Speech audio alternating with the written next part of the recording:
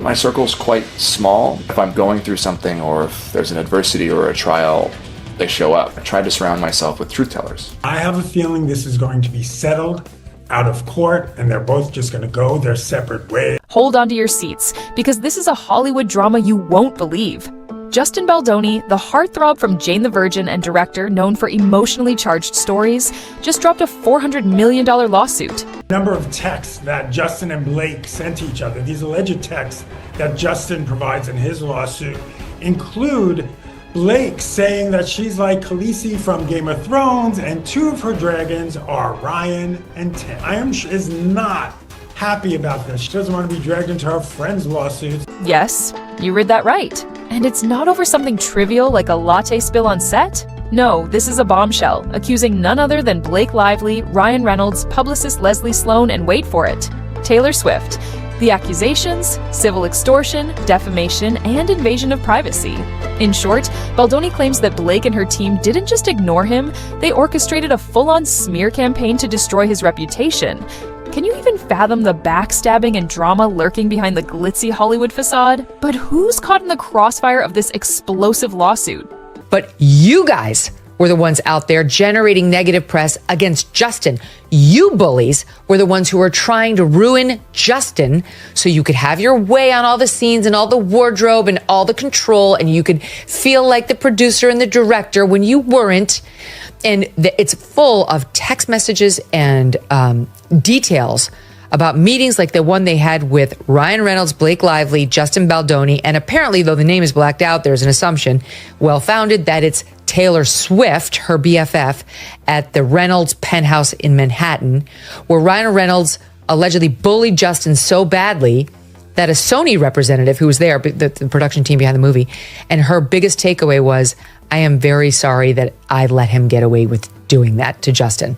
It was so nasty. You guessed it, none other than Taylor Swift. Yes, the same Taylor who's known for breaking Spotify records and turning her love life into chart-topping hits. How on earth did the biggest pop star on the planet get dragged into this mess?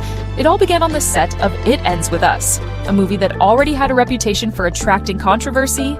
Sources say the real drama wasn't on screen. It was between Blake Lively and Justin Baldoni, who reportedly clashed over creative control. Enter Taylor Swift, Blake's best friend and, by all accounts, her unofficial Hollywood fixer. What a plot twist that nobody saw coming. According to court documents, Taylor and Ryan Reynolds earned themselves a nickname, Blake's Dragons. Not in the fire-breathing way, but more like Hollywood enforcers, two superstars armed with Grammys and billion-dollar box office hits, ready to protect Blake from anyone who dared challenge her. It didn't take any convincing because they just both said yes immediately when I reached out, but I texted them directly. Cool. And then we talked a lot, had a lot of conversations. I had them both over, they met each other, and then a couple... Allegedly, Taylor was deep into secret group chats where the plan was hatched to pressure Baldoni into creative submission. Just imagine this, a passive-aggressive text from Taylor Swift telling you to rewrite an entire script. That's not just a slap in the face. It's a major plot twist that could have come straight out of a movie script. Taylor Swift has a history of calling out her haters through her music, but being dragged into a $400 million lawsuit? Now that's a storyline even Swifties never predicted. Could Taylor have been pulling the strings behind the scenes, orchestrating a Hollywood drama like a master manipulator? Or is she really just an innocent bystander, sipping a latte while chaos erupts all around her? Only time will tell. Blake Lively didn't just call Taylor her BFF, she referred to her as a dragon. According to the lawsuit, Taylor Swift and Ryan Reynolds weren't merely celebrity friends.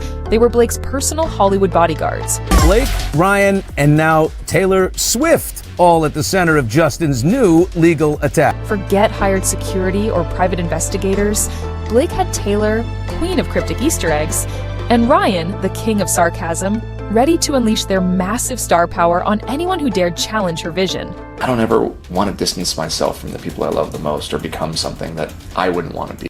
Allegedly, Taylor used her influence to steer public opinion, manipulating the media to paint Blake in a favorable light while smearing Baldoni in the process.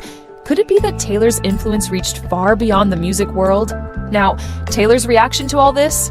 Sources close to her say she was completely blindsided. Picture it. 1 minute, you're baking cookies with Blake's kids, enjoying the calm of a normal day. The next, your name is splashed all over TMZ headlines. Blake was interested in wresting control of this movie away from Justin, who was the director and the producer. She was just an actress in it, and used threats and coercion and bullying to do it.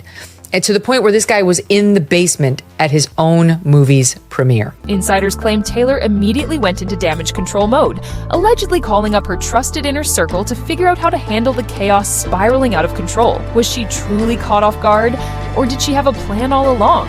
Fans aren't sitting idly by. They're analyzing every move, scrutinizing Taylor's every word and gesture like detectives on a mission. Did Taylor intentionally wear a snake ring as a subtle dig at her accusers, or was it just a coincidence?